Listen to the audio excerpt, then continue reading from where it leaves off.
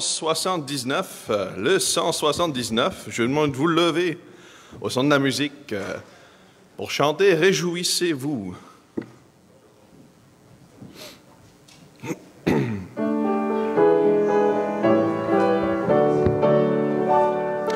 Réjouissez-vous toujours dans le Seigneur, réjouissez-vous toujours dans le Seigneur, réjouissez-vous toujours dans le Seigneur, je le répète, réjouissez-vous. Amen, amen, mais je pense qu'on pourrait faire un petit peu mieux, si vous en pensez, Monsieur Alain. On va réessayer, je vais réessayer de faire un petit peu mieux. Je vous invite à faire de même. Encore une fois, réjouissez-vous. Réjouissez-vous toujours dans le Seigneur. Réjouissez-vous toujours dans le Seigneur. Réjouissez-vous toujours dans le Seigneur. Je le répète, réjouissez-vous.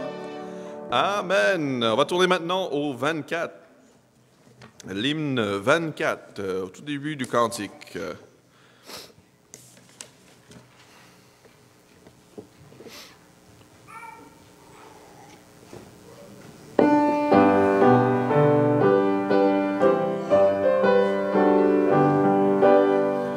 Les cieux et la terre célèbrent encore la gloire du Père, du Dieu créateur. Il est redoutable dans sa majesté, qu'il est admirable dans sa charité. C'est lui qui nous donne le printemps joyeux, les fruits de l'automne, l'été radieux, largesse infinie que rien ne tarit, sa main rassasie tout être qui vit. Mais ô Dieu suprême, plus que tous les dons, toi et ton amour même que nous adorons, ô source éternelle de grâce et de paix, ton peuple fidèle te loue à jamais. Amen. Vous pouvez vous asseoir, on va voir quelques annonces.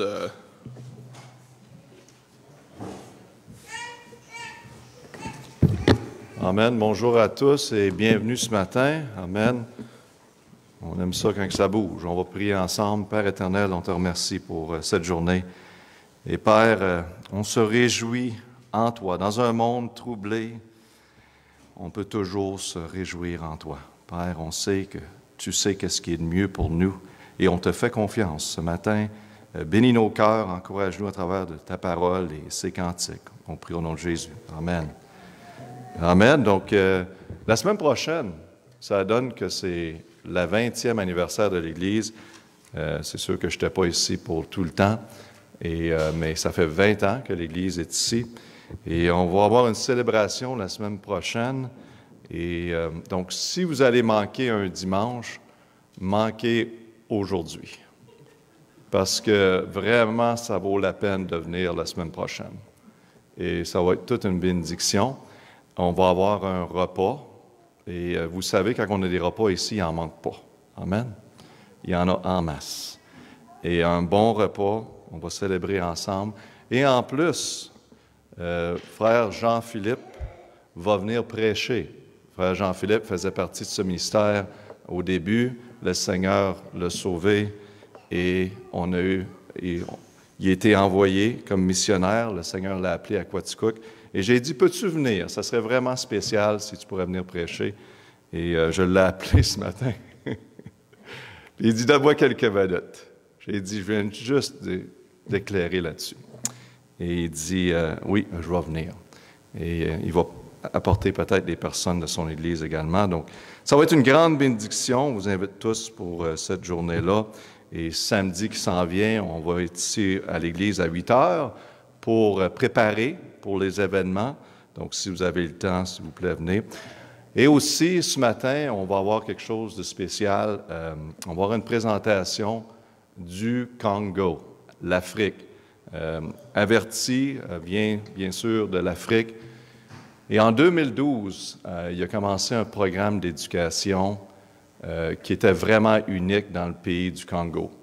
Pour les Autochtones, les Pygmies, c'est du monde qui sont été mis de côté au niveau de l'éducation. Personne ne voulait s'en occuper. Et c'est le seul programme de qui ont pris. Et maintenant, il y en a qui ont gradué à travers. Ce n'est pas juste les enfants. On les suit jusqu'au collège. Puis c'est vraiment une grande opportunité pour nous. On est très excités de faire partie de notre Église. Quand j'ai su à propos de ça, j'étais vraiment béni et on vous laisse impliquer. Vous allez entendre ce programme maintenant. Donc, allons-y. Par la suite, on va chanter.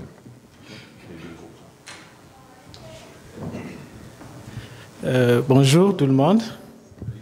Merci de m'avoir donné cette opportunité de vous présenter le projet que j'ai débuté en 2012, comme a dit le pasteur, et que l'Église finance en plus grande partie depuis une année maintenant.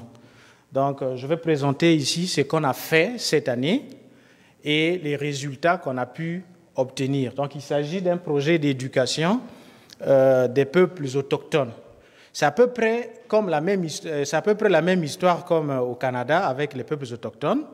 C'est que l'histoire raconte que les peuples bantous, donc nous venons d'Égypte un peu vers l'Éthiopie.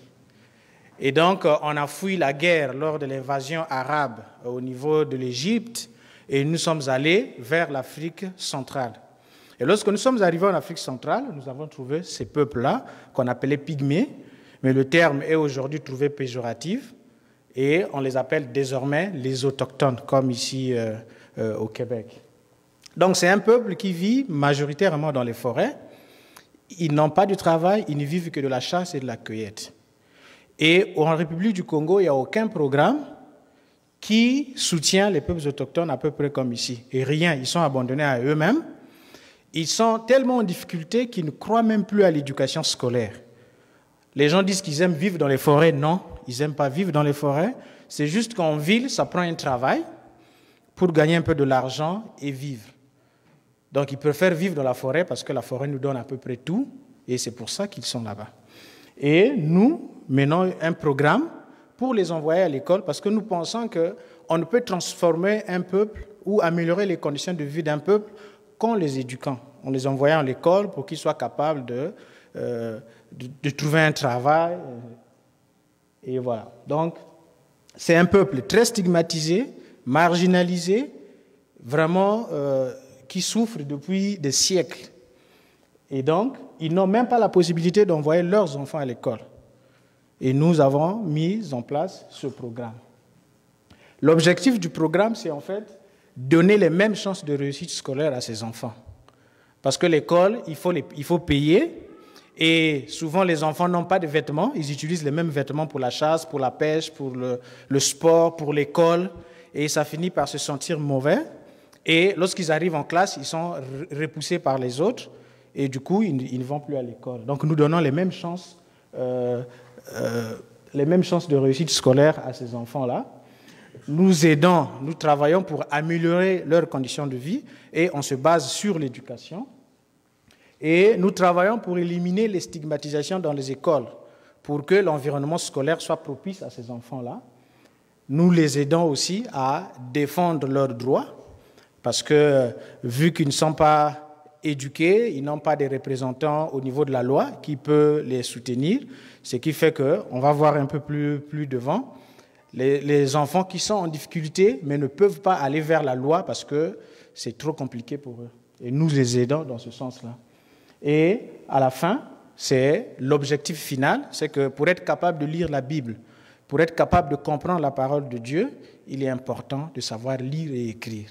Et c'est pour ça que l'Église a décidé de prendre le programme pour financer. Donc je vais aller très vite, il y a tellement de choses à faire et je vais aller plus vite. Donc ce que nous avons fait cette année, c'est quoi? Ce que nous faisons chaque année d'ailleurs, nous menons des campagnes de sensibilisation dans les villages autochtones pour leur parler de l'importance de l'éducation scolaire. Comment vous pouvez changer vos vies en allant à l'école. Et arrivé là-bas, lorsqu'on finit de parler de l'importance de l'éducation scolaire, nous inscrivons les enfants à l'école. Donc les parents qui acceptent d'envoyer les enfants, ou les enfants qui acceptent d'aller à l'école, nous prenons les noms. Là, actuellement, par exemple, on en a 3 enfants qui n'ont pas d'acte de naissance, et nous devons faire les actes de naissance pour les inscrire à l'école. Après les inscriptions, vu qu'ils sont pauvres, ils ne peuvent pas acheter des kits scolaires, nous distribuons des kits scolaires pour leur donner l'accès à l'école. Nous distribuons les vêtements également pour éviter des stigmatisations. On distribue les vêtements pour que les enfants soient capables de changer les vêtements lorsqu'ils vont à l'école, lorsqu'ils vont en forêt, lorsqu'ils vont à la chasse, et ainsi de suite. Et cette année, nous avons délocalisé 11 enfants parce que dans leur village, il n'y a que les écoles primaires. Donc pour aller au secondaire ou au lycée, là par exemple au lycée, c'est à 250 km de leur communauté et à l'université, c'est plus de 3000 km et c'est à la capitale du pays. Et pour qu'ils soient capables d'aller là-bas, il faut qu'il y ait de l'argent, mais ils ne peuvent pas le faire. Donc nous, ce que nous faisons, ceux qui finissent avec le secondaire, qui doivent se délocaliser, aller en ville, nous les emmenons en ville. Donc cette année, on a déplacé 11 élèves qui sont allés au lycée, à l'université et dans une école de formation pour le gouvernement qu'on va voir plus loin. Et ensuite, lorsqu'ils arrivent en ville, nous louons les maisons pour qu'ils soient capables de se loger. Un autochtone, lorsqu'il arrive dans une ville en République du Congo et demande une maison à louer, personne ne peut accepter. Je ne peux pas faire louer ma maison à un autochtone. Et là, nous présentons, nous avons une équipe que vous allez voir. Cette équipe-là se présente, se porte garant pour que les autochtones aient des maisons. Ensuite, nous payons les enseignants bénévoles. Nous parlons ici des villages où le gouvernement n'a aucun programme. Donc, dans ces villages, il n'y a même pas d'enseignants. Donc, dans une école, parfois, le gouvernement n'envoie qu'un enseignant. Et lorsqu'il arrive, vu qu'il est envoyé par le gouvernement, il devient directeur de l'école. Et c'est aux parents de s'organiser. Nous avons des associations des parents d'élèves qui s'organisent et on prend des jeunes qui sont allés à l'école, qui ont fait des formations, mais qui malheureusement n'ont pas été recrutés par le gouvernement. Nous les envoyons comme enseignants dans nos écoles. Et là, c'est des parents. Donc, lorsque vous avez des enfants, vous payez chaque fin du mois ces enseignants-là. Donc, vous cotisez, vous contribuez pour payer. Et comme nous envoyons les autochtones là-bas, donc c'est à nous de contribuer pour les autochtones. Et il y a 3 ans, le gouvernement, à cause de la crise, a décidé de ne plus financer les écoles, les établissements scolaires. Donc, pour acheter du matériel pour que l'école fonctionne, les parents doivent aussi contribuer. Et là, nous contribuons exactement pour ça. Là, par exemple, c'est le coordinateur de Espace Opoko sur le terrain avec une directrice d'école. Et là, on vient voir combien nous allons payer cette année, et ainsi de suite. Et lorsque nous amenons ces enfants en ville, nous devons les nourrir également. Donc, c'est ce que nous avons fait toute cette année. La plus grande maladie qui tue les gens en Afrique, c'est la malaria. La malaria, aujourd'hui, tue plus que toutes les maladies que nous connaissons ici sur Terre. Et lorsque ces enfants-là tombent malades, nous sommes obligés de les amener à l'hôpital. Là, par exemple, c'est un garçon qui a eu la dysenterie et le paludisme. Il allait mourir si nous, on n'avait pas intervenu. Et pour intervenir ici, nous avons envoyé un véhicule, le véhicule que vous allez voir après. Nous avons envoyé le véhicule le chercher dans son village pour l'amener en ville, afin qu'il puisse suivre le soin. Et on a fait un test, et là, on a vu qu'il avait la malaria plus, et la dysenterie. Et nous avons, là, cette année, grâce à l'église baptiste de la Beauce, nous avons pu avoir un véhicule. Le véhicule, c'est pourquoi? C'est que là où nous intervenons, il n'y a qu'une seule école secondaire. Et il y a des enfants qui doivent marcher 40 km 2 fois par semaine pour aller dans cette école-là. Et les 40 km, ils vont avec de la nourriture. Donc, ils amènent leur nourriture qui leur permet de vivre pendant toute la semaine. Et il y a beaucoup d'enfants qui abandonnent parce qu'un enfant de 12 ans, par exemple, ne peut pas transporter autant de nourriture sur le dos, sur 40 km. Ce n'est pas possible. Et le plus souvent, les parents décident de les garder à la maison. Et là, grâce aux collectes que l'église baptiste de la Beauce a eu à mener l'année dernière, nous avons acheté ce véhicule-là 4x4 que nous utilisons pour transporter les enfants gratuitement. Donc tous les vendredis, on les prend à l'école, on les dépose dans leur village. Dimanche matin, on passe dans leur village, on transporte. Donc là, vous pouvez voir, c'est des bagages, c'est un genre de porte-bagages qu'on met. C'est eux-mêmes qui montent pour placer, ils attachent, et puis on les amène à l'école. Grâce à ce programme-là, grâce à ce véhicule, il y a eu 7 enfants cette année qui avaient abandonné l'école à cause de la distance, qui ont repris. Et étant donné que nous travaillons à distance, nous avons besoin d'être en contact tous les jours avec les équipes sur le terrain. Mais nous parlons ici d'une zone où il n'y a pas l'électricité. Et donc, pour être en contact avec les équipes sur le terrain, nous étions obligés cette année d'installer un panneau solaire dans un village, chez le coordonnateur, qui est devenu automatiquement l'homme le plus riche de son village, parce qu'il a désormais l'électricité, tout le monde vient charger le téléphone chez lui, il devient très important. Et en même temps, nous avons lancé cette année une petite unité de fabrication de savon. L'objectif, c'est que la majorité des gens, les gens qui travaillent avec nous sur le terrain sont des bénévoles. Donc, ils travaillent d'une manière bénévole et ils n'ont pas d'autres ressources. Donc, on se dit, OK, on va aider les autochtones, mais s'il y a possibilité d'aider aussi les gens qui travaillent pour nous, pourquoi pas? Et là, on a envoyé Chirac pour suivre une formation sur comment fabriquer les savons. Et là, on a lancé cette unité de fabrication de savon artisanal, non seulement pour avoir un peu de ressources après, mais aussi pour lancer des programmes à l'avenir sur l'hygiène en milieu autochtone avec nos propres savons. Là, c'est Ordela. Ordela, c'est une fille, elle a fini l'école secondaire à 12 ans. C'est très rare de voir un enfant autochtone qui finit l'école secondaire à 12 ans. Ça veut dire qu'elle n'a pas repris de classe. Je ne sais pas comment ça se passe ici, mais au Congo, lorsque tu vas en première année, donc que nous on appelle CP1, et que tu n'atteins pas la moyenne de passage, tu reprends l'année. Donc tu fais 2 fois la même année, la même classe. Et là, elle n'a pas repris de classe, elle a fini. Malheureusement, le secondaire est à plus de 100 km de son village.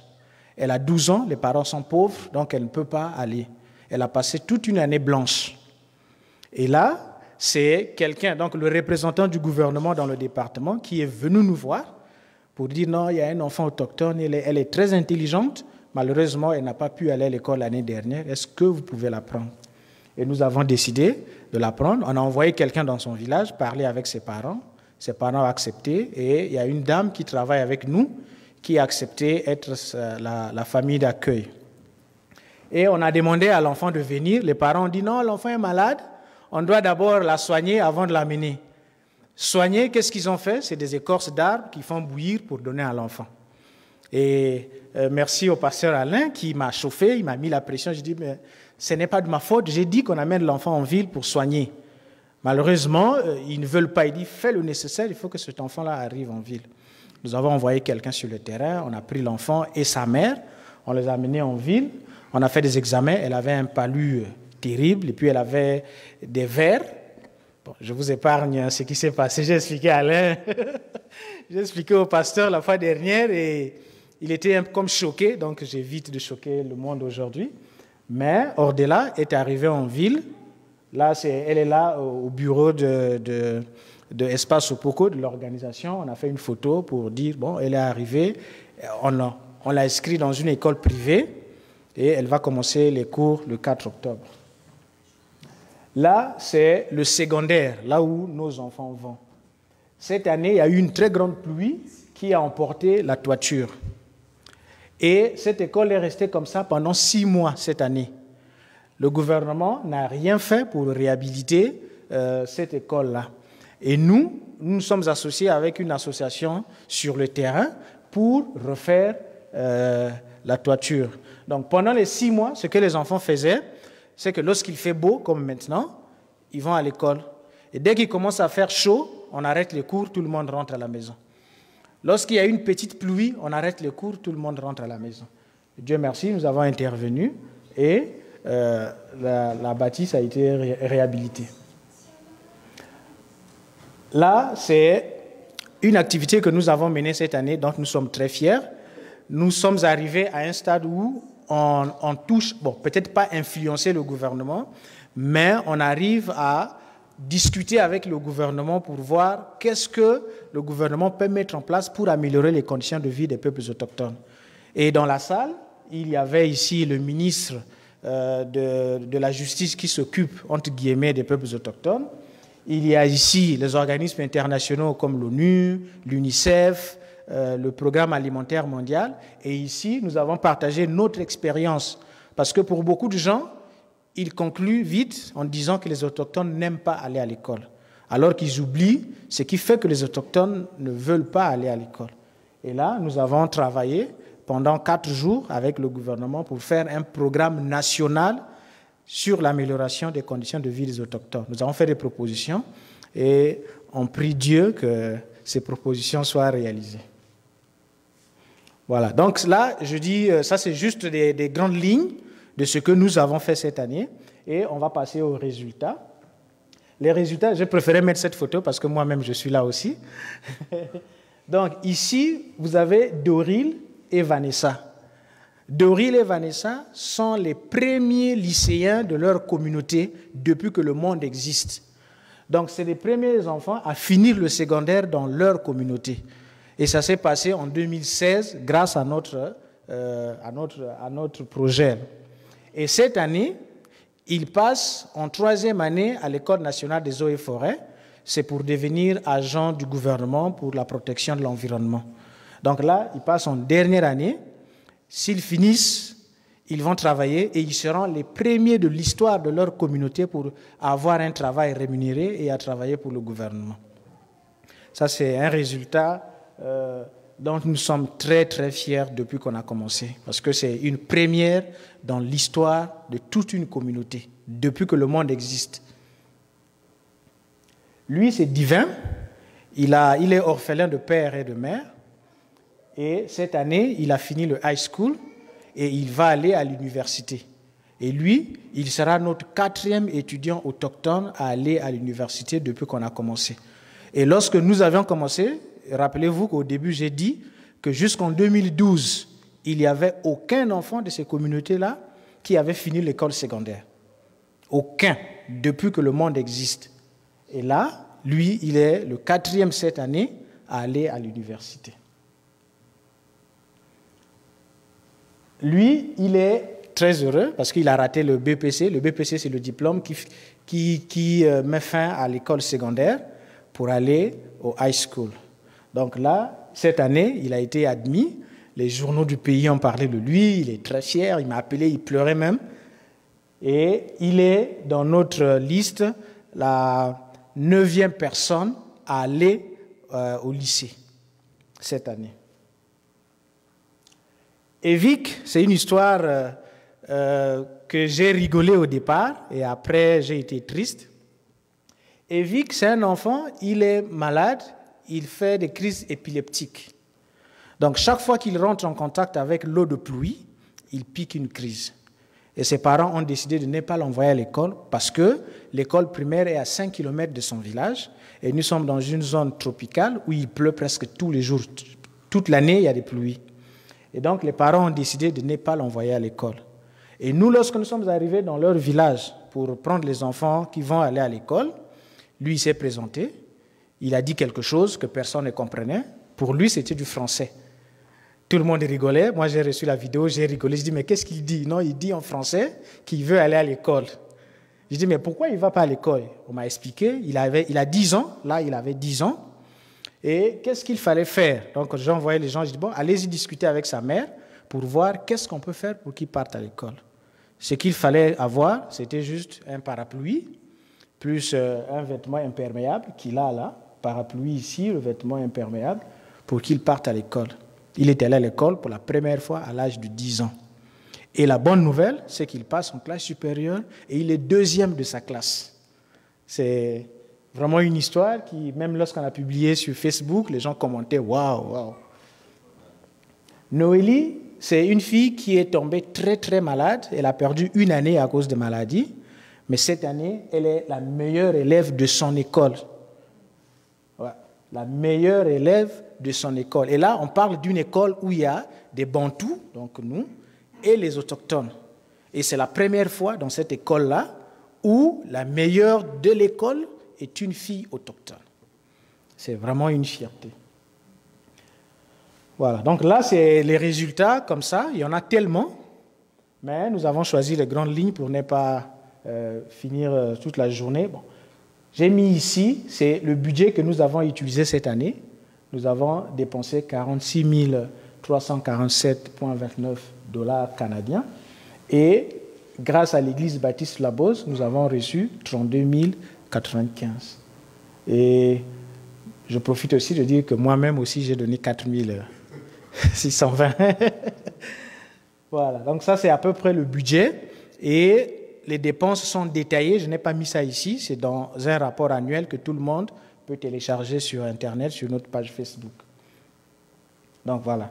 Donc, si vous allez sur la page Facebook, sur le site Internet, vous verrez à côté, c'est juste écrit rapport annuel. Vous cliquez, vous verrez tout ce qu'on a fait, certaines choses que je n'ai pas soulignées ici, et les résultats que nous avons, le budget, comment est-ce que ce budget a été dépensé, combien il nous reste dans la caisse.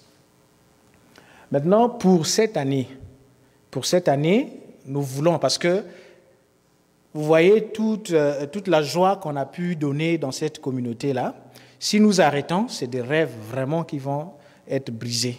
Donc l'objectif pour nous, c'est accompagner ces enfants-là. En passant, je vous signale que nous sommes l'unique organisation dans tout le pays qui soutient l'éducation des enfants autochtones de l'école primaire jusqu'à l'université. Même les organismes internationaux, lorsqu'ils arrivent dans un village, ils distribuent les kits et ils disparaissent. Ils reviennent 2 ans après, ils distribuent les kits et ils disparaissent. Mais nous envoyons les enfants à l'école, nous suivons si tout va bien à l'école. Il arrive que nous partons même dans les écoles discuter avec les élèves parce que l'élève a insulté un enfant, l'enfant ne veut plus aller à l'école. Nous envoyons les gens à l'école, discuter avec le directeur, avec le maître et même avec l'élève pour dire que tu n'as pas le droit de faire ça. Donc ça veut dire que nous sommes vraiment dans la vie de ces enfants-là. Nous les poussons jusqu'à ce qu'ils arrivent à réaliser leurs rêves. Ils ont des rêves, il y en a qui veulent être des avocates, on a une fille là qui va participer en octobre à une réunion avec la mairie de France à Paris. Elle est avec nous dans le programme. Elle veut être avocate, elle est en train d'étudier le droit et son objectif c'est vraiment être là l'avocate des peuples autochtones. Donc, pour que ces rêves-là se réalisent, cette année, nous devons préparer la rentrée scolaire, c'est-à-dire distribuer les kits scolaires aux enfants.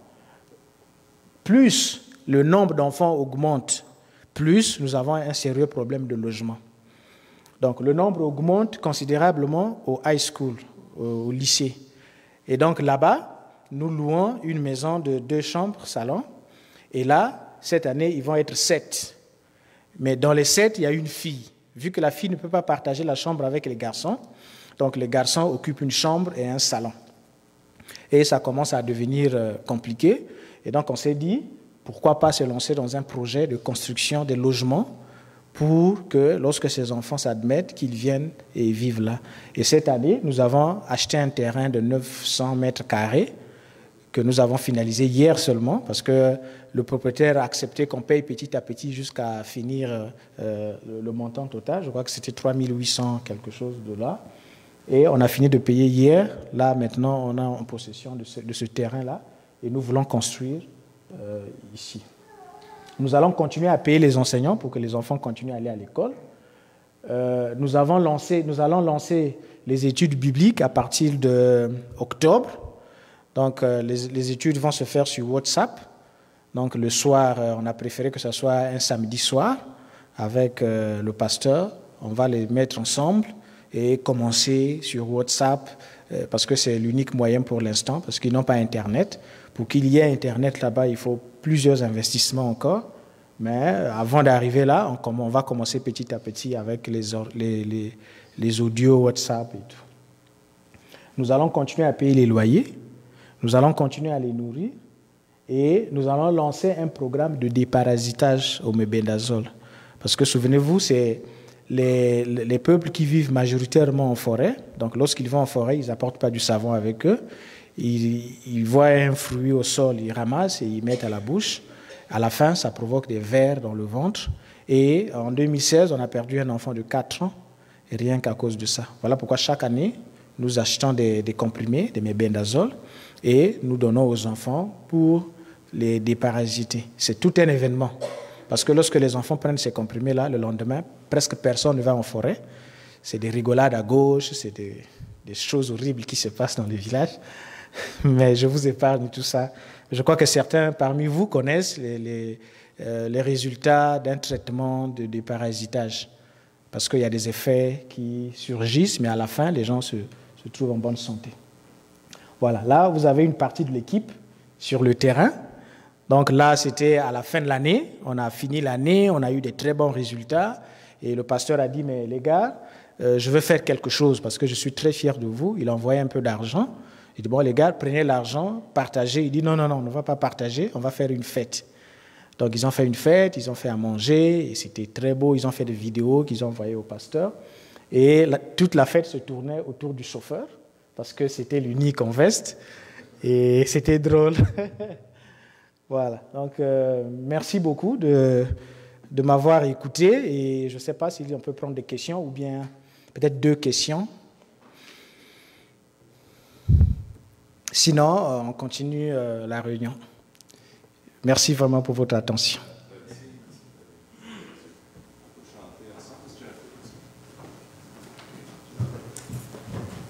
On va chanter. Amen, c'est bien, c'est excitant. Je sais que c'est beaucoup d'informations, mais c'est juste pour voir le Seigneur.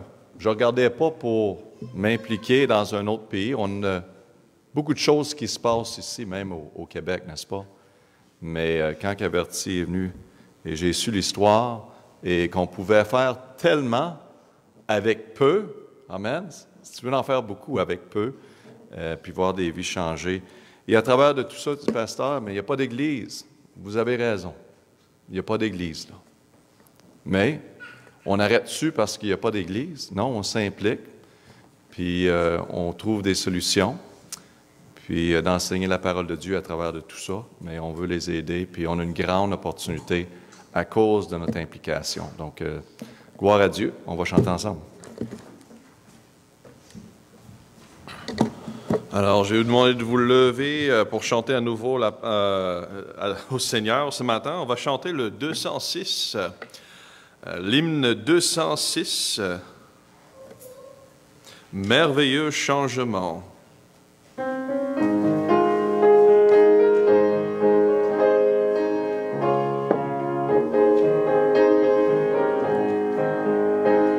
Merveilleux changement, je naquis de nouveau quand Jésus entra dans mon cœur. Quel grand jour lumineux, tout fut clair, tout fut beau quand Jésus entra dans mon cœur. Quand Jésus entra dans mon cœur, quand Jésus entra dans mon cœur. Ce fut joie et ferveur, ineffable bonheur, quand Jésus entra dans mon cœur. Autrefois égaré, je suivais mon chemin, quand Jésus entra dans mon cœur. Il lava ma souillure et me prit par la main, quand Jésus entra dans mon cœur. Quand Jésus entra dans mon cœur, quand Jésus entra dans mon cœur, ce fut joie et ferveur, ineffable bonheur. Quand Jésus entra dans mon cœur, Je jouis d'une paix, d'un espoir assuré, depuis qu'il entra dans mon cœur. Il bannit toute peur et toute obscurité, depuis qu'il entra dans mon cœur. Quand Jésus entra dans mon cœur, quand Jésus entra dans mon cœur, ce fut joie et ferveur, ineffable bonheur. Quand Jésus entra dans mon cœur. Amen. Et on va finir avec le numéro 62. 62.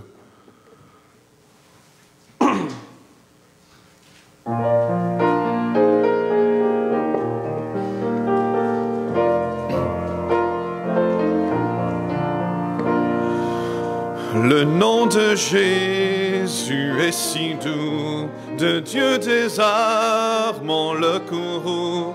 Il nous appelle au rendez-vous, précieux nom de Jésus. Jésus, béni soit ton nom. Jésus, ô merveille don. Jésus, suprême rançon, sois adoré pour toujours. J'aime le nom de mon Sauveur, car lui seul connaît tout mon cœur. Lui seul me rend plus que vainqueur. Précieux nom de Jésus. Jésus, béni soit ton nom. Jésus, ô merveille don. Jésus, suprême rançon, sois adoré pour toujours. Et si parfois j'ai succombé, si dans le mal je suis tombé, son nom puissant m'a relevé. Précieux nom de Jésus. Jésus, suprême rançon. Jésus, ô merveille don. Jésus, suprême rançon, sois adoré pour toujours. Et lorsqu'avec lui je serai, et lorsqu'enfin je le verrai, alors sans fin je redirai, précieux nom de Jésus. Jésus, béni soit ton nom. Jésus, ô merveille don. Jésus, suprême rançon, sois adoré pour toujours. Amen. Vous pouvez vous asseoir.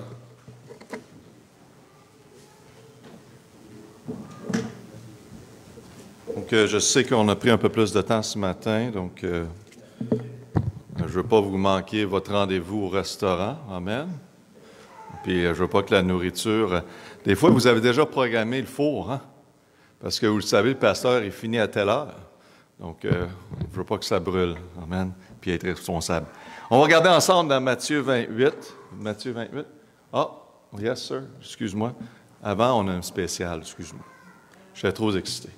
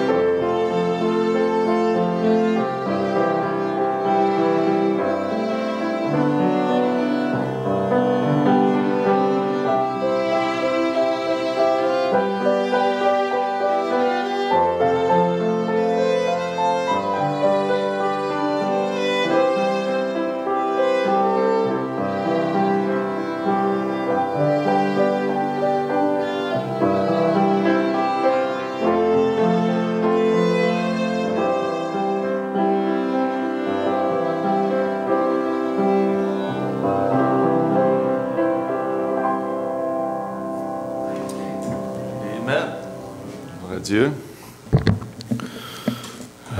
Matthieu 28, 16 et 17. Matthieu 28, 16 et 17. Je suis désolé, c'est pour les latinos que je n'ai pas fait mon devoir d'écrire le message en espagnol ce matin. Et je suis désolé. S'il vous plaît, pardonnez-moi. OK, personne ne veut me pardonner, c'est merveilleux. Ça commence bien. Je vais essayer de parler plus clair. Matthieu 28, Matthias 28, 16. La parole de Dieu nous dit, « Or, les 11 disciples s'en allèrent à Galilée, sur la montagne que Jésus leur avait enseignée. » Et verset 17. « Et quand ils le virent, ils l'adorent, mais il en a eux qui doutèrent. » Il y en a eux qui doutèrent ce matin. Je vais parler au sujet de ces trois mots. Ces trois mots qui semblent être mieux si on les aurait même pas mis dans la Bible. Hein? Parce que ça semble pas bien, côté politique qu'on peut parler, dans le temps de Jésus, que ses disciples, ses meilleurs, doutaient. Mais c'est écrit ici. C'est écrit à travers d'un des plus merveilleux et importants passages de la parole de Dieu. Ils sont écrits parce que la Bible a été écrite par Dieu et non par les hommes. C'est pour cette raison que ces trois mots sont été écrits. Et ces mots sont été écrits, ces trois mots sont été écrits pour nous. On a vraiment besoin de ces trois mots. Pour nous, comme enseignement, de qu'est-ce que ça veut dire de servir l'Éternel. Donc, ce matin, on va prier. Père éternel, on te remercie pour ce passage dans la parole de Dieu, qui semble être un passage qui parle mauvais, pas bien de tes propres disciples. Mais ce matin, montre-nous, ouvre nos yeux, nos cœurs à ces trois mots qui peut tellement faire un changement dans notre vie. On prie au nom de Jésus. Amen. On parle ici, bien sûr, des disciples de Jésus qui passent un temps de doute à travers de leur vie. C'est un moment d'incertitude, comme on a tous, des moments d'incrédulité. Ce n'est pas vraiment, excusez-moi, un moment d'incrédulité ou qui n'ont plus confiance vraiment en Dieu du tout. Il y a beaucoup de questions et ils sont vraiment étonnés à travers de ce temps-ci de leur vie. Et sûrement que c'était difficile à croire que tout ça était vraiment arrivé, hein?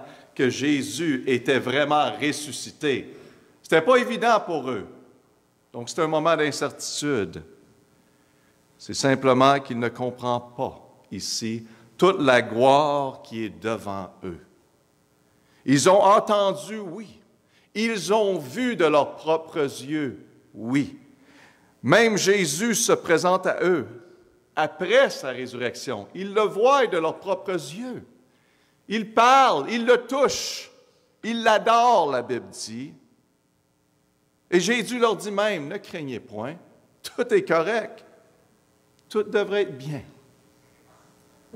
Mais à la fin de ce chapitre, après que Jésus a tout fait ça, notre verset dit, et quand ils vinrent, ils l'adorent, mais il y en a eux qui doutèrent. Trois grandes leçons qu'on apprend de Jésus ce matin. Premièrement, c'est la leçon de patience. La patience de notre Seigneur ici est incompréhensible. Dans Matthieu 27, 62, ça nous dit bien que le jour suivant, vous savez que même les ennemis de Jésus, ceux qui l'ont crucifié, savaient les faits de la résurrection. 27, 62, le jour suivant, qui était le lendemain de la préparation du sabbat, les principaux sacrificateurs et les pharisiens allèrent ensemble vers Pilate. Et la Bible nous dit, verset 63, « Seigneur, nous nous souvenons que quand ce séducteur vivait, il disait « Je ressusciterai dans 3 jours ». Même les ennemis savaient qu'elle allait ressusciter, qu'il l'avait dit, il l'avait annoncé. Puis eux autres, les ennemis, s'en souvenaient. Ils s'en souvenaient qu'il avait bien dit qu'elle allait ressusciter. Et en plus, quelques jours avant, Jésus avait démontré à ses disciples son pouvoir. Il a ressuscité Lazare, n'est-ce pas? Il a montré, ils l'ont vu de leurs propres yeux. Et les disciples, même eux autres, ont témoigné de toutes ces choses et encore plus. La Bible nous dit que l'ange, n'est-ce pas, s'est annoncé aux femmes quand ils sont allés au sépulcre, que Jésus était ressuscité. Et ils sont allés le dire à les disciples, et les disciples sont assis avec Jésus. Ils ont tenu de ses propres pieds, ils ont vu les clous qui ont passé à travers de ses pieds, les trous. Ils ont tous vu ça. Et Jésus leur a même dit dans Matthieu 28, 10, juste quelques versets avant, « Ne craignez point, allez et dites à mes frères à rendre à Galilée. » Il dit, allez le dire, qui est ressuscité. Pas seulement que nous savons ici la promesse, pas seulement qu'on a vu la preuve également, mais maintenant nous avons devant nous la personne. Ils l'ont vu avec leurs propres yeux. Ils ont vu la promesse. Dieu a dit qu'il allait le faire, il allait ressusciter. Ils ont vu la preuve lui-même et la personne. Donc ils voient tous avec leurs propres yeux. Donc pourquoi ce matin? Pourquoi ils doutaient? Pourquoi qu'il y a encore des questions? Pourquoi toute cette incertitude? Et je suis pas mal certain à ce point-ci, si on serait à la place de Jésus, on aurait passé un vrai jugement vers les disciples. Réveillez-vous! Vous n'avez pas tout vu? Je vais aller m'en chercher un autre 11. Non. Et prenons un moment de réflexion, s'il vous plaît, parce que des fois, on est dur vers les autres, n'est-ce pas? Est-ce que le Seigneur, nous a promis la vie éternelle? Donc, pourquoi vous avez des moments de doute ce matin? Que la mort, quand la mort semble être proche, à travers d'une maladie ou d'une pandémie, pourquoi qu'on doute le Seigneur? Est-ce que le Seigneur a promis de s'occuper de tous nos besoins? Amen. Il l'a fait pour vous à travers de toutes ces années, n'est-ce pas? Il est fidèle. Maintenant, vous êtes rendu un peu plus âgé, puis vous l'avez vu agir à travers de toutes ces années, n'est-ce pas? Mais maintenant, on doute, la misère. Est-ce qu'il va vraiment faire quelque chose avec ma vie? Est-ce qu'il m'a oublié? Est-ce que je vais tout le temps avoir de la misère? On est vraiment beaucoup comme les disciples. Peur de notre futur, peur de perdre le contrôle, peur d'une récession. Est-ce que le Seigneur, ce matin, est en contrôle de nos vies? Peu importe les circonstances de la vie, absolument, il est en contrôle. Mais on doute, n'est-ce pas? On doute. Quand ça vient des situations de la vie qui nous approchent, certaines circonstances, on commence à douter. Oui, il l'a fait pour lui, mais je m'en doute qu'il va le faire pour moi. Et en réalité, comme les disciples, on n'a pas vraiment une raison de douter. On n'a pas de raison. Mais on se trouve là. Et regardez bien à la patience de notre Seigneur dans notre texte. Après qu'il doute, la Bible dit dans Matthieu 28, 18, « Et Jésus, s'approchant, il s'avance vers eux. Et il leur donne un bon coup de pied. Hein? Non, pas du tout. Il s'approche de eux et leur parla et leur dit. Il leur parle. Et ce passage est là, ici, en partie pour nous montrer que même à travers de nos folies, même à travers de nos faiblesses, même à travers de nos chutes, notre Dieu est patient avec nous. Il est patient avec nous. Et dans Psaume 103, 14, j'aime bien le verset parce que ça dit que le Seigneur lui-même, car il connaît de quoi nous sommes faits. Il sait comment qu'on est fait. Il sait comment qu'on est fabriqué. Il se souvient que nous ne sommes que poussière. Amen.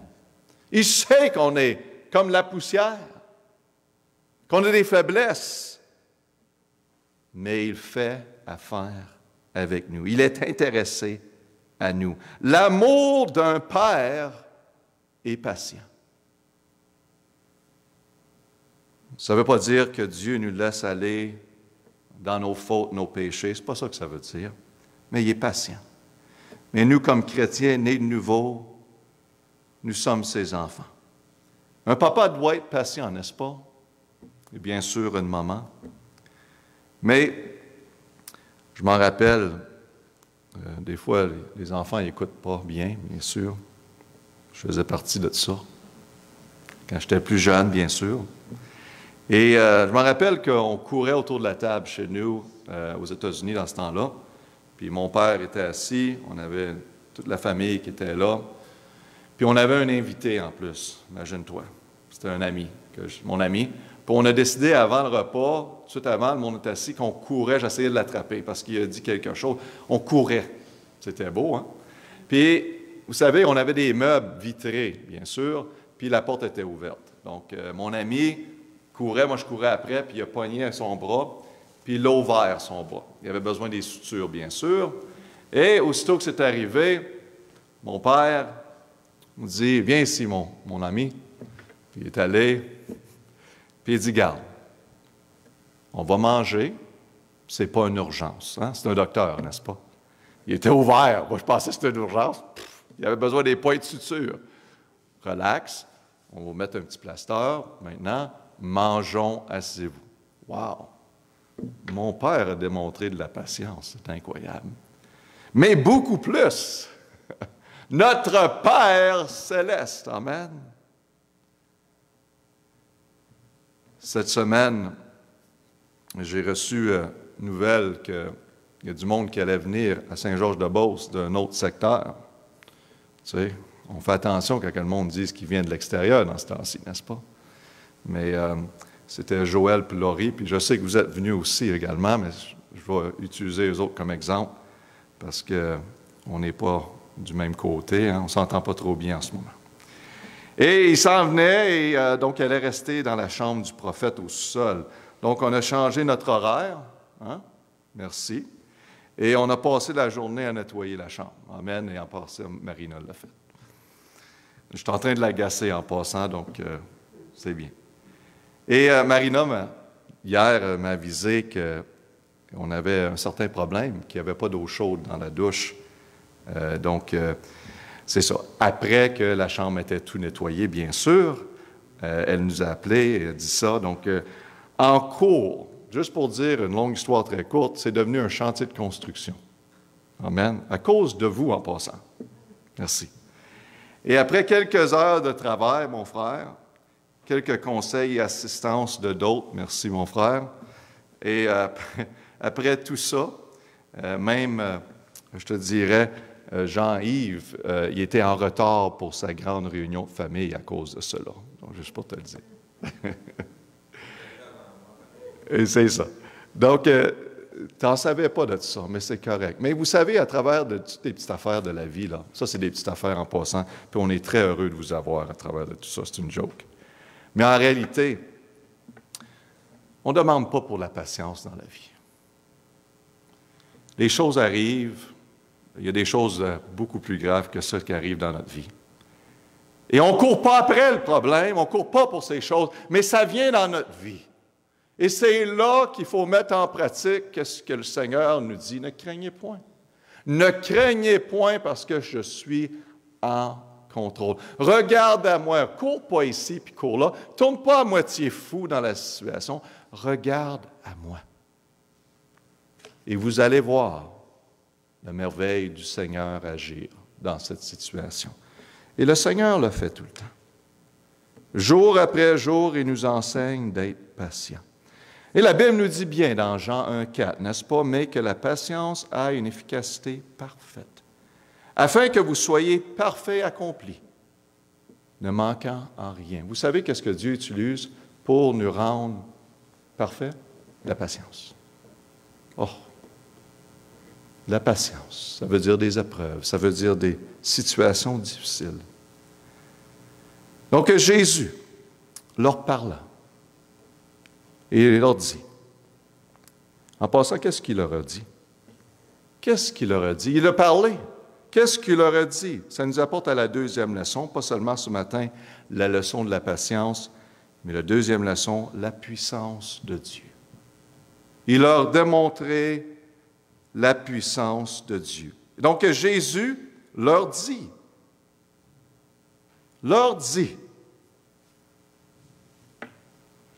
allez donc et instruisez toutes les nations, les baptisant au nom du Père et du Fils et du Saint-Esprit. Toute puissance m'a été donnée dans le ciel et sur la terre. Donc, Jésus l'a dit à ces hommes-là, ces hommes imparfaits, ces hommes qui doutent. Hein? Il ne dit pas, qu'est-ce que j'ai fait à apprendre, à choisir vous autres. Vous êtes du tout pas la Dream Team ici. C'est pas ça qu'il dit. Le Seigneur leur dit, toute ma puissance m'a été donnée dans le ciel. Allez-y. La raison que Jésus peut utiliser ces hommes qui doutent, c'est parce que c'est pas à propos de eux. C'est ça le problème aujourd'hui dans la vie chrétienne. On pense que c'est à propos de nous. Le salut, c'est à propos de lui. On accepte ça pour telle quelle raison. Mais quand ça vient à notre vie chrétienne, on pense que c'est nous qui doit faire ci, qui doit faire ça, qui doit aller chercher la force pour accomplir, la force pour témoigner. Mais c'est lui. Il ne faut pas oublier, c'est lui. Et c'est ça qu'il leur dit. Ce n'est pas à propos de nous, ce n'est pas notre pouvoir, ce n'est pas notre talent. C'est à propos de son pouvoir. Et à cause de ça, je vous donne la puissance. Peu de fois, peut-être. Pas beaucoup de fois, bien sûr, ça nous représente. Mais allez-y quand même! Je vous donne toute puissance, c'est moi qui vous donne cette puissance. C'est moi qui vais faire toute la différence. Les 11 disciples, ce n'est pas tout à fait la meilleure équipe. Hein? On avait des fishermen, des hommes qui pêchaient. Il y avait un gars qui était un collecteur de taxes, hein? Puis il n'était pas aimé. Il y en avait de toutes sortes, du monde très ordinaire. Hein? Ça nous représente, n'est-ce pas? Il y en a qui disent « Ah, moi, j'aimerais ça avec lui. » Non, le Seigneur a utilisé du monde ordinaire pour sa gloire. Oui, il y avait des doutes. Et Dieu donne la responsabilité de la grande commission. Imaginez-vous, la grande commission. Qu'est-ce qui est le plus important pour le message soit répandu à travers de ce monde? Le donner à ces hommes de repentir la parole. Des hommes ordinaires qui doutent. La grande commission est grande à cause de lui qui l'a donné, pas à cause de ceux qui l'ont reçu. C'est à cause de lui qui l'a donné. C'est lui qui est tout-puissant. La puissance ne vient pas de nous. La puissance vient de lui. Oui, il est patient, mais il est tellement puissant, qui peut vous aider à élever une génération de jeunes hommes et de jeunes filles pour la gloire de Dieu. Il est assez puissant pour le faire, de vous utiliser, maman, papa, pour élever la prochaine génération pour la gloire de Dieu. Il est tellement puissant qu'il peut vous utiliser pour le servir, pour bâtir un foyer, pour partager sa parole. Il est tellement puissant pour accomplir les rêves pour sa gloire. pour bâtir son Église. Il peut le faire. Pour que vous donniez un missionnaire si le Seigneur vous appelle. Oh, pasteur, je ne suis pas capable. Il veut vous utiliser, peu importe vos doutes ce matin. Il faut simplement écouter et mettre sa parole en pratique. C'est ça que les disciples ont fait en fin de compte. Ce n'étaient pas des personnes merveilleuses. Ils ont juste dit, oui, Seigneur, on te suit. That's it. Parce que c'était du monde qui doutait. C'est du monde très ordinaire, sans vraiment des talents. Il n'avait même pas la parole, il ne savait même pas ce qu'elle allait dire. Le Seigneur, il dit, allez-y, puis je vais m'occuper de vous. Je vais vous équiper avec la puissance. Je dis, pasteur, ce matin, je ne pense pas que je peux faire ça. Je ne pense pas. Vous dites que je ne pense pas. Puis je suis en accord avec vous, vous ne pouvez pas. Hein? Ça va bien matin, hein? Vous ne pouvez pas. Vous avez raison. Puis il faut venir à cette place-là. Mais à cause que toute puissance m'a été donnée dans le ciel et sur la terre, vous pouvez. Vous pouvez. Vous pouvez faire ce qu'il dit de faire. Vous pouvez aller où qu'il dit d'aller. Et Jésus ne regarde pas ces hommes qui doutaient comme des bons riens, hein, des fois, sans espoir. Mais ces hommes, vous savez, ils ont tourné le monde pour Dieu. Ils ont tourné le monde à l'envers. Dieu a utilisé ces hommes ordinaires qui doutaient, qui même ne savaient pas trop où s'en allait, pour changer le monde. C'est très puissant, la puissance de Dieu. Peut-être ce matin, vous demandez, est-ce que je peux faire ceci? Est-ce que je peux faire la volonté de Dieu? Est-ce que je peux finir la course que Dieu a commencée dans ma vie? Est-ce que je peux garder la foi? Et la réponse dans la parole de Dieu, c'est que je puis tout par mes forces, mes talents. Je puis tout par Christ qui m'a fortifié. Vous savez, dans la vie chrétienne, on met trop d'emphase sur nous. C'est ça le problème. C'est notre plus gros problème. C'est Christ en nous qui fait tout la différence. Ce matin, Dieu nous donne patience. Il donne la puissance. Et finalement, une leçon de promesse, c'est juste quelques minutes sur celle-ci, on finit. On a la leçon de promesse. Ça dit bien dans Matthieu 28, 19 et 20. Regardez bien, il dit, garde, allez-y. Je vais vous utiliser, je vais vous donner toute la puissance. Puis verset 20, regardez qu'est-ce qu'il dit, je suis avec vous tous les jours jusqu'à la fin du monde. Vous savez, quand ils ont reçu ça, là, ça ne fait plus rien qu'est-ce qui se passe dans leur vie. Peu importe, allez-y, puis je suis avec vous, je m'occupe de vous. Donc, chrétiens, vous n'avez pas besoin de vous inquiéter.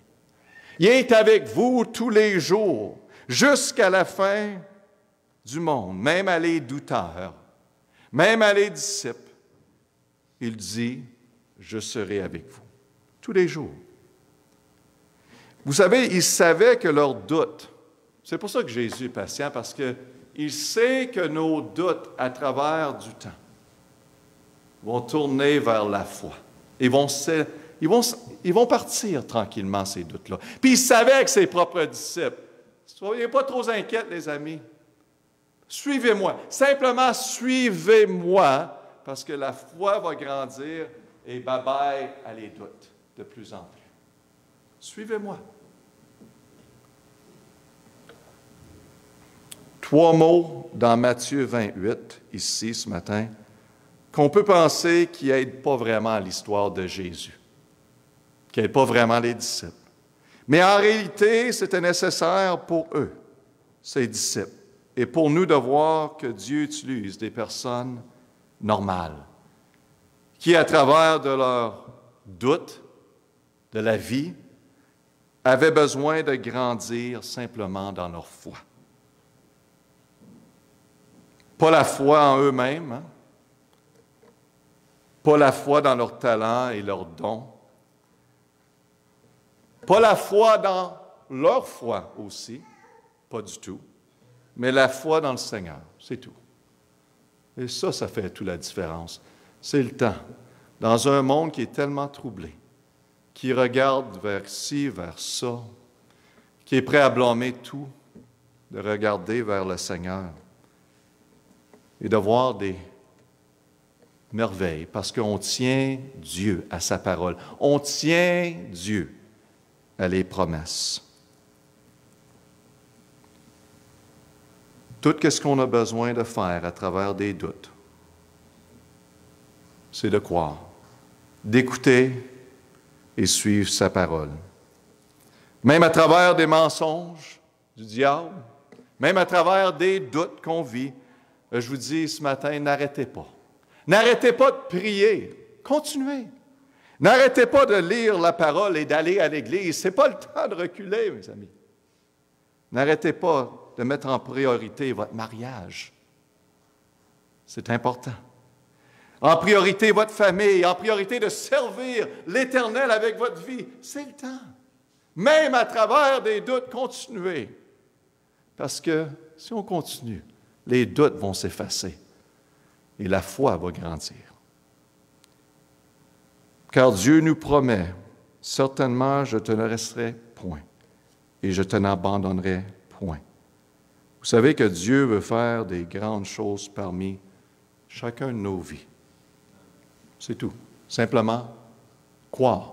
Il n'y a pas donné une liste de tous les talents qu'on doit avoir. Crois. Moi, suis-moi.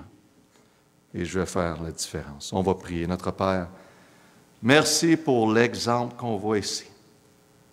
Ces 3 mots qui pouvaient être tellement puissants pour faire un travail, pour identifier avec les disciples. Pour voir que, Seigneur, tu uses des personnes ordinaires à travers les siècles. Père, aide-nous à te permettre, par simplement croire à ta parole et te suivre. Fais un travail en nous, Père. On prie au nom de Jésus. Le piano va jouer. On prend un moment.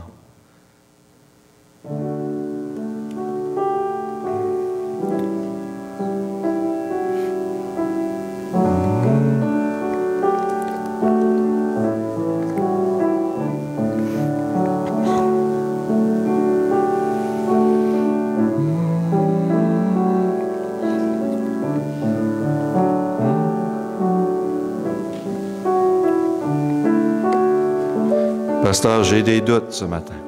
J'ai des doutes. Le Seigneur nous dit ici, quiconque invoquera le nom du Seigneur sera sauvé. Si vous avez des doutes à propos de votre salut, vous ne savez pas pour certains que vous allez être dans la présence de Dieu à la mort, c'est le temps de considérer fortement d'accepter Jésus-Christ dans votre vie. Dis, pasteur, c'est là que je suis rendu dans ma vie. J'ai besoin de Jésus. J'ai vraiment besoin de donner ma vie à Christ. J'ai besoin de lui dans ma vie parce qu'il n'est pas dans ma vie. Pasteur, c'est ça que j'ai besoin. Je vous encourage, si c'est vous ce matin, de venir m'en parler. Suite à la réunion, ça me ferait plaisir de prendre le temps, d'arranger un certain temps. Parce que peut-être ce matin, vous êtes chrétien. Je vis en doute, certaines doutes à propos des choses dans le futur. Ce matin, la seule chose que vous avez à faire, c'est comme les disciples. Faites confiance dans le Seigneur. Il est beaucoup mieux que vous, qu'est-ce que vous pouvez imaginer. Il est beaucoup mieux que tout le conseil que vous pouvez recevoir dans ce monde. Regardez à lui.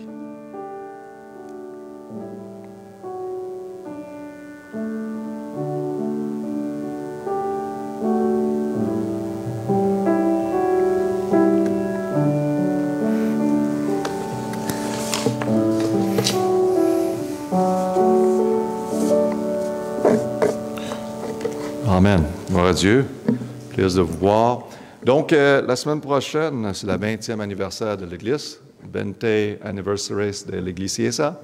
Et nous allons avoir un spécial Ça va être frère Jean-Philippe qui va venir prêcher de Quaticook. Et aussi, on va avoir de la bonne nourriture. Yes, sir. Yes, madame. La nourriture, c'est moins importante. Et aussi, on va avoir de la bonne musique, Dieu voulant. Vous allez revenir, mes amis, hein, le monde? Et vous aussi, bien sûr, vous allez revenir, oui, pas de problème. Ah, c'est sûr. Ça veut dire qu'on va avoir de la spéciale musique en ça. All right. Vous êtes tous invités. Puis, que le Seigneur vous bénisse. Amen. Et aussi pour Congo, si vous avez à cœur de donner, bien sûr, si vous avez à cœur, les kits scolaires, c'est ça qu'on est en train de concentrer. C'est environ 30 $ par kit scolaire. On a une centaine d'étudiants. Donc, si le Seigneur vous touche de faire quelque chose, juste à marquer mettre dans l'offrande kit scolaire, on va le mettre vers ça. OK? All right. Have a good day. Buenos dias. Bonne journée. Bye-bye. Buenas noches.